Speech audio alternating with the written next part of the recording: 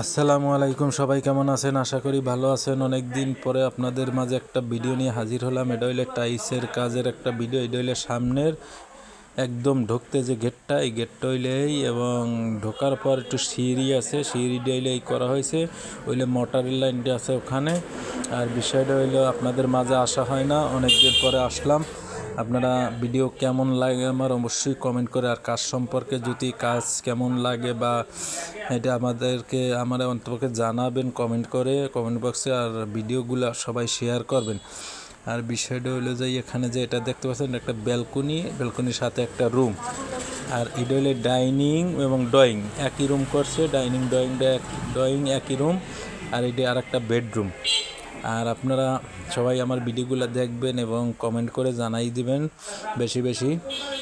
আর বিষয়টা হলো এইটা হলো একটা বেসিন আর এই পাকের ঘর। অবশ্য এটা একটা পাকের ঘর বলতে কিচেন রুম যাই বলেন।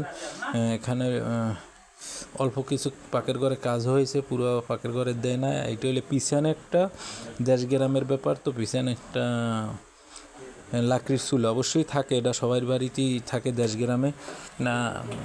আর এটা